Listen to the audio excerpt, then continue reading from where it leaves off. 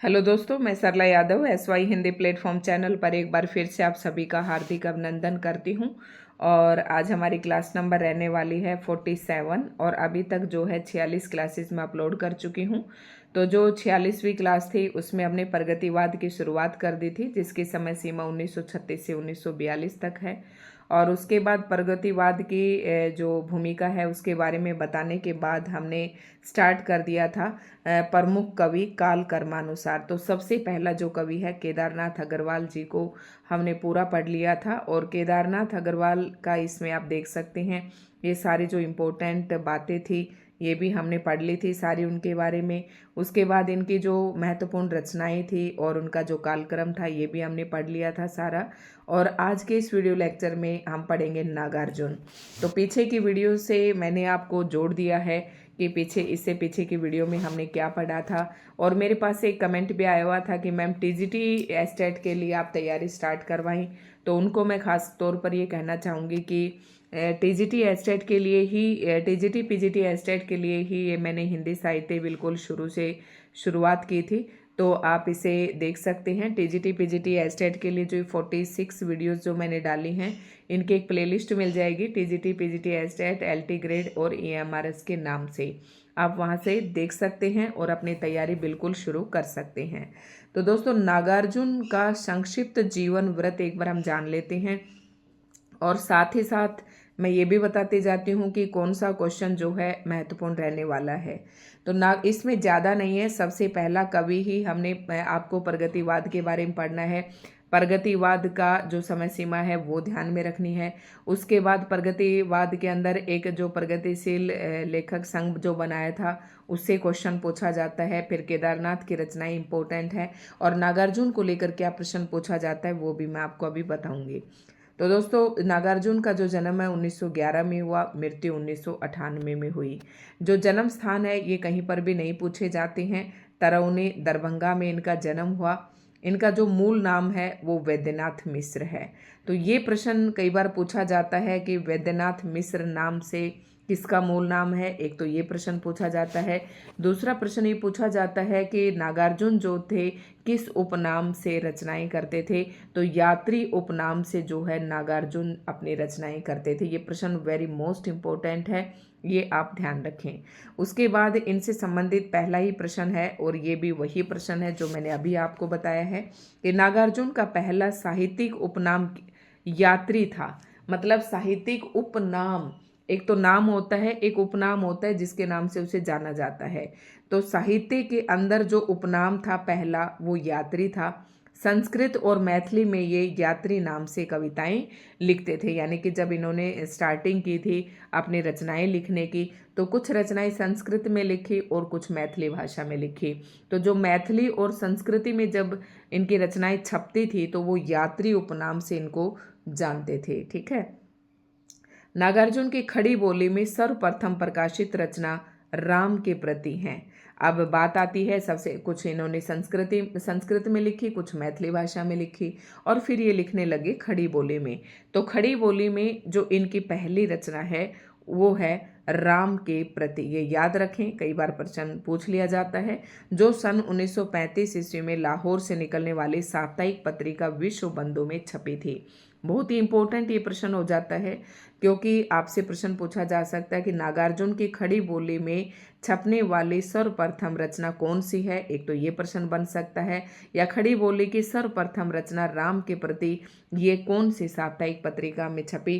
तो आपको ये भी याद रखना है कि विश्व बंधु नामक पत्रिका में छपी। अब नागार्जुन की रचनाओं की काल कर्मानुसार सूची देख लेते हैं कौन कौन सी हैं और बहुत ही इम्पोर्टेंट हैं।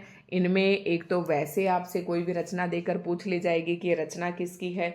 दूसरा जो प्रश्न है वो आपसे इस तरीके से पूछा जा सकता है कि ये इनको क्रम से व्यवस्थित कीजिए। काफ़ी इम्पोर्टेंट है इनकी रचनाएं। तो दोस्तों, नागार्जुन की सबसे पहली ही रचना है युग धारा और बहुत ही इम्पोर्टेंट है, बहुत बार पेपर में पूछी जाती है कि युग धारा के लेखक कौन है या इसके कवि कौन है। तो आपको बताना है नागार्जुन। पहले सारी रचनाएं पढ़ लेते हैं, फिर उसके बाद थोड़ी सी ट्रिक बनाने की कोशिश भी करेंगे। तो युग धारा: सतरंगी पंखों वाली, प्यासी पथराई आंखें, भस्मांकुर, तालाब की मछलियाँ, खिचड़ी विप्लव देखा हमने, तुमने कहा था हजार हजार बाहों वाली पुरानी जूतियों का कोर्स। तो ये कुछ रचनाएं हैं जो नागार्जुन की हैं। इनको आपको याद कैसे करेंगे कि युग धारा, जो धारा बहती है युग की, उसमें सतरंगी पंखों वाली और उसकी एक चिड़िया है। आप ऐसे सोच सकते हैं कि युग धारा यानी कि जो युग की धारा बह रही है, धारा पानी की बहती है, उसमें सतरंगी पंखों वाली एक चिड़िया है जिसकी आंखें जो है प्यासी है वो, और पथराई आंखें हैं उसकी। और किसको देख रही हैं? भस्मांकुर, एक अंकुरित है कोई चीज जिस उसको देख रही हैं। साथ में किसको देख रही हैं? तालाब की मछलियों को भी देख रही हैं, क्योंकि जब वो प्यासी है और भूखी है तो खाने की कोशिश करेगी। तो किसको देख रही है? भस्मांकुर को देख रही है और तालाब की मछलियों को देख रही है। और तालाब में मछलियां किस कदर मंडरा रही हैं? खिचड़ी विप्लव देखा हमने। विप्लव मतलब एक साथ प्लावित होना, बहना। मछलियां इस तरीके से विप्लव की भांति बह रही हैं, इस तरीके से। तुमने कहा था हजार हजार बाहों वाली पुरानी जूतियों का कोर्स। ये तीन जो हैं अलग से आप थोड़ा सा ध्यान में रखें, क्योंकि ये इस ट्रिक में नहीं कहीं ऐड हो रही है जो मैंने आपको ट्रिक बताई है। तो नागार्जुन की सबसे पहली रचना है। जब भी आप किसी भी कवि की ट्रिक बनाते हैं तो उसका नाम सबसे पहले ऐड करें। नागार्जुन की क्या है? युग धारा नाम की रचना है। धारा में बहती है, सतरंगे पंखों वाली चिड़िया है, प्यासी पथराई उसकी आंखें हैं, भस्मांकुर को देख रही है, तालाब की मछलियों को देख रही है, और मछलियां खिचड़ी विप्लव देखा हमने इस तरीके से बह रही हैं। तुमने कहा था, अब चिड़िया कहती है तुमने कहा था हजार हजार बाहों वाली मछलियां हैं वहां पर, तो पुरानी जूतियों का कोर्स। ऐसे जोड़े तो आप ऐसे जोड़ सकते हैं, या इन तीनों को लास्ट में अलग से करें तो इन्हें कर सकते हैं। बहुत ही इंपॉर्टेंट रचनाएं हैं और मैंने कुछ इसी तरीके से अपने ध्यान में रखी थी, तो मेरी रचनाएं भी कभी गलत नहीं हुई। नागार्जुन कृत भस्मांकुर एक खंड काव्य है जो 12वें छंद में है। ये प्रश्न बहुत ही इंपॉर्टेंट है, परीक्षा उपयोगी है, आपसे परीक्षा में पूछा जा सकता है और पहले भी पूछा जा चुका है। तो भस्मांकुर एक खंड काव्य है। एक होता है खंड काव्य, एक होता है महाकाव्य। एक महाकाव्य में एक प्रमुख घटना होती है जो छोटी छोटी घटनाओं से आगे बढ़ती है और अपना अंतिम रूप लेती है। जब खंड काव्य में किसी एक घटना को, किसी उनमें से एक घटना को लेकर जब कोई रचना की जाती है तो उसे खंड काव्य कहते हैं। तो भस्मांकुर क्या है? एक खंड काव्य है। और कौन से छंद में लिखा गया है? 12वें छंद में लिखा गया है। तो ये भी आपको ध्यान रखना है। नागार्जुन ने मैथिली भाषा में पत्रहीन नग्न गाछ शीर्षक से काव्य लिखा। यानी कि नागार्जुन ने मैथिली भाषा में एक रचना लिखी और उस रचना का नाम था पत्रहीन नग्न मतलब नंगा गाछ शीर्षक से काव्य लिखा। इसमें 52 कविताएं संकलित हैं। इस कृति पर उन्हें सन 1968 ईस्वी में साहित्य अकादमी पुरस्कार मिला था। तो ये बात मैथिली की हो रही है, हो सकता है ये आपसे ना पूछा जाए क्योंकि आपसे हिंदी से ही पूछा जाएगा, लेकिन नागार्जुन के बारे में आपसे कुछ भी पूछा जा सकता है। नागार्जुन ने अपनी कविता प्रतिहिंसा ही स्थायी भाव है के संदर्भ में लिखा है। ये तो नागार्जुन साहित्य का मैनिफेस्टो है। ये पूछा जा सकता है आपसे कि ये कथन किसका है। तो नागार्जुन ने अपनी एक कविता है और कविता का नाम है प्रतिहिंसा ही स्थायी भाव है। इसके संदर्भ में उन्होंने क्या लिखा है कि इस कविता के संदर्भ में प्रतिहिंसा ही स्थायी भाव है। इसके संदर्भ में इन्होंने एक बात लिखी कि नागार्जुन तो साहित्य का क्या है? एक मैनिफेस्टो है। इस तरीके से कथन आपको याद रखना है कि ये नागार्जुन का है। ठीक है, तो प्रगतिवाद बहुत ही अपने आप में छोटा सा है, इसे हम पूरा करने का प्रयास करेंगे। और डॉक्टर बच्चन सिंह ने नागार्जुन की कविताओं को नुक्कड़ कविता की संज्ञा दी है। वेरी मोस्ट इम्पोर्टेंट पॉइंट है ये। क्या है? आपको डॉक्टर बच्चन सिंह ने आपसे पूछ ले कि नुक्कड़ कविता की संज्ञा किस कवि की रचनाओं को दी गई है, तो आंसर करना है नागार्जुन ने। और नागार्जुन की कविताओं को नुक्कड़ कविता की संज्ञा किसने दी, तो आंसर करना है बच्चन सिंह ने। और उसके बाद आपसे पूछ ले कि नागार्जुन की कविताओं को बच्चन सिंह ने किसकी संज्ञा दी, तो नुक्कड़ कविता की संज्ञा दी। इस तरीके से आपसे 3 प्रश्न एक ही लाइन में बन सकते हैं और किसी भी तरीके से प्रश्न पूछा जा सकता है। तो अगला है, नागार्जुन को राजनीति कवि के रूप में भी जाना जाता है।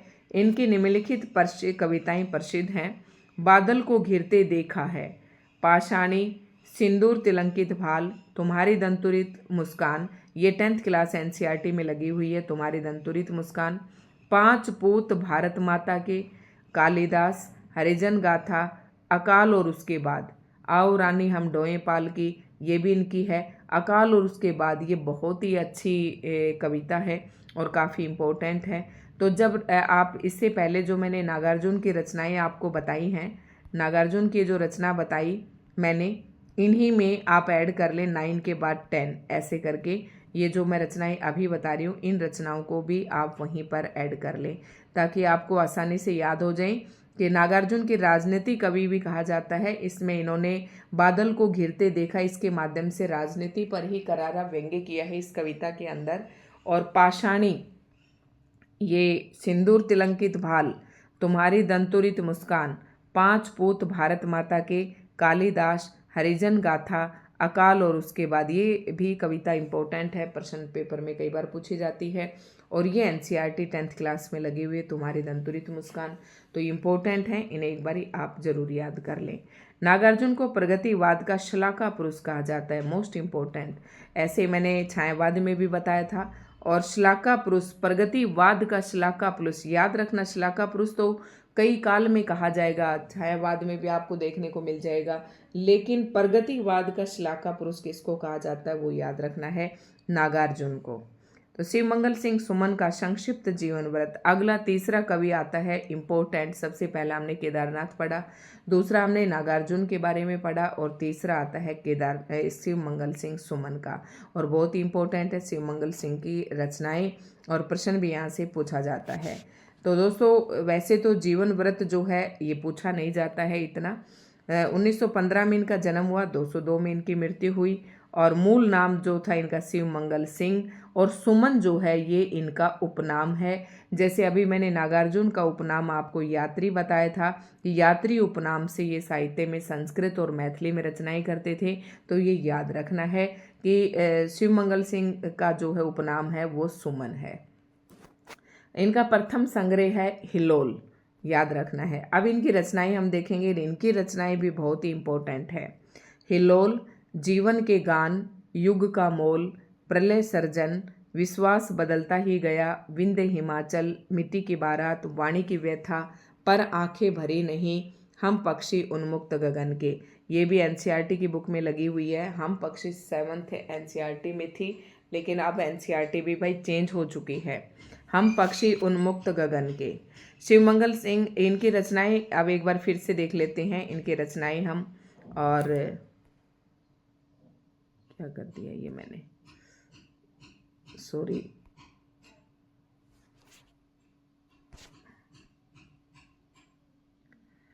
बीच में इसे स्किप कर दें भाई थोड़ा सा।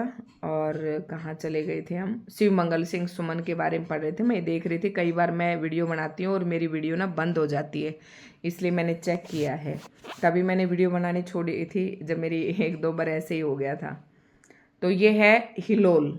हिलोल का मतलब, जब मन हिलोल कब लेने लगता है, जब मन में बहुत सी उमंगें होती हैं, जब जिंदगी के अच्छे गीत गाते हैं। तो हिलोल, जीवन के गान, जब जीवन के गान, हिलोल मन में उठने लगी जब जीवन के गान, जीवन के गीत गाए। और युग का मोल, हमें पता चल गया कि ये युग कुछ भी नहीं है। प्रलय सर्जन, और फिर मेरे मन में जो भी भावनाएं थी, देखो अपने आप से जोड़ना, शिव मंगल सिंह सुमन के मन में हिलोल उठने लगी क्योंकि उन्होंने जीवन के गान गाए, जीवन के गान गाए, जीवन को समझा, तो उनके युग का मोल समझ में आ गया, इस दुनिया का मोल समझ में आ गया। और फिर उसके मन में प्रलय सर्जन हुआ, नई नई चीज़ों का सर्जन होने लगा। उसके बाद विश्वास बदलता ही गया, मतलब जो पुरानी रूढ़िवादिता थी, जो पुराने विचार थे, वो उसके सारे बदल गए। विंध्य हिमालय, मिट्टी की बारात, वाणी की व्यथा, पर आंखें भरी नहीं, हम पक्षी उन्मुक्त गगन के। इस तरीके से आप जोड़ लें तो आपको बिल्कुल याद हो जाएंगी। और देखो, सारी रचनाओं की ट्रिक नहीं बनती है, लेकिन थोड़ा सा जो मैं बता रही हूँ यहाँ से अगर आप ट्रिक को जोड़ेंगे तो आपको बिल्कुल याद हो जाएंगे। मैंने भी इसी तरीके से की थी, ठीक है। उसके बाद है शिव मंगल सिंह सुमन की प्रसिद्ध कविताएं निम्नलिखित हैं। अब इनके, ये तो संग्रह थी, अब इनकी रचनाएं और देख लेते हैं कौन कौन सी हैं, जिनकी जो पर्टिकुलर एक कविता की बात करें तो वो काफ़ी प्रसिद्ध हुई हैं, फेमस हुई हैं। गुनिया का यौवन, कलकत्ते का अकाल, चल रही कुदाली। ठीक है, इन्हें ध्यान रखें। वैसे इनके जो अभी तक मैंने ये रचनाएं बताई ये काफ़ी इम्पोर्टेंट है।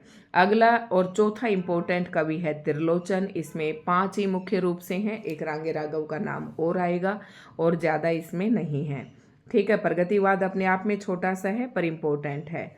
तो वासुदेव सिंह त्रिलोचन का संक्षिप्त जीवन परिचय। अब आप जब भी नाम याद करें हर कवि का पूरा नाम याद करें। वासुदेव सिंह त्रिलोचन, ये प्रश्न भी पूछा जा सकता है कि त्रिलोचन किस उपनाम से रचनाएं करते थे, तो वासुदेव सिंह से।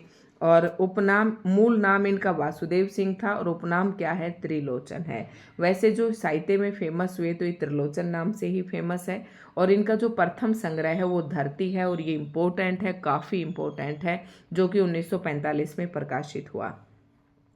अब एक और इम्पोर्टेंट प्रश्न है जो पेपर में पूछा जाता है, गजानन माधव मुक्तिबोध ने त्रिलोचन को अवध का किसान कवि कहा है।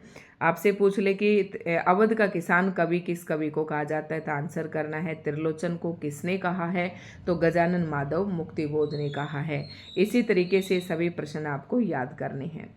त्रिलोचन की रचनाओं का काल क्रमानुसार सूची निम्न है। अब इनकी रचनाएं सारी ही इम्पोर्टेंट है और बहुत, उनमें से मैं बताती हूँ। धरती, धरती के अंदर क्या है, गुलाब और बुलबुल, दिगंत, ताप के ताए हुए दिन, शब्द, मैं उस जनपद का कवि हूँ, अर्घान, तुम्हें सौंपता हूँ, फूल नाम है एक, अनकहनी भी कुछ कहनी है। अब इनमें से इम्पोर्टेंट है, देखो मैंने इसकी 5 ही रचनाएं याद की थी, धरती, गुलाब और बुलबुल, ताप के ताए हुए दिन और शब्द, और एक ये मैं उस जनपद का कवि हूँ। बस ये मैंने 5 रचनाएं की थी, ये 5 आप कर लें, काफ़ी इम्पोर्टेंट है। इन्हें थोड़ा सा आप एक बार रीड कर लें, हो सकता है पेपर में कहीं पूछ ले तो आपके काम आ जाएंगे। अमोला त्रिलोचन जी की अवधी काव्य कृति है। अवधी भाषा में लिखी गई एक रचना है अमोला। 1990 ईस्वी में प्रकाशित इस कृति में 2700 बरवे संग्रहित हैं। तो ये प्रश्न मुझे लगता नहीं कि, लेकिन फिर भी एक बार आप याद कर लें।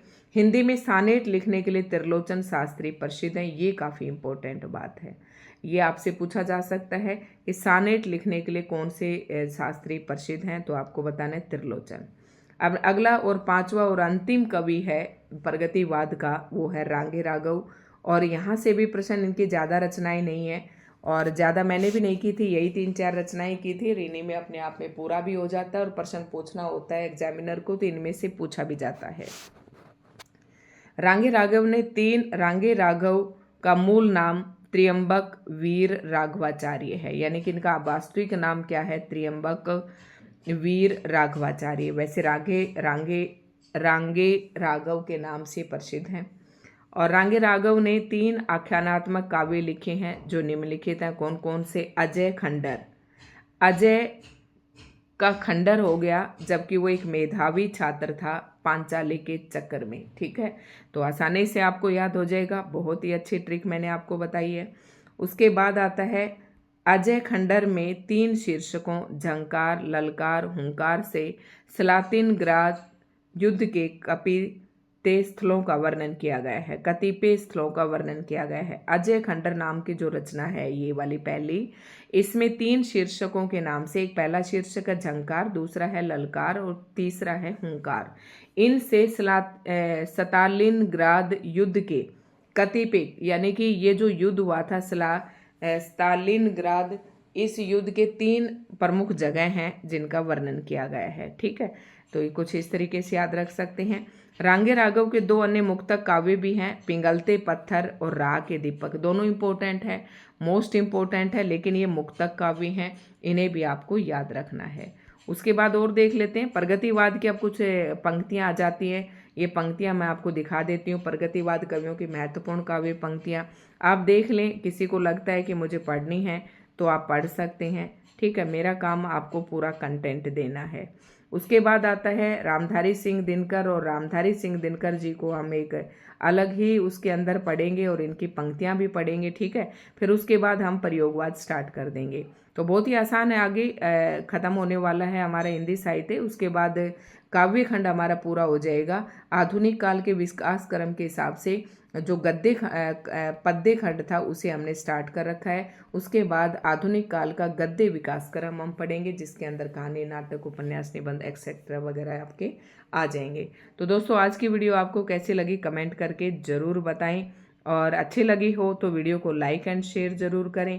चैनल पर नए हैं तो चैनल को सब्सक्राइब भी ज़रूर कर लें। धन्यवाद।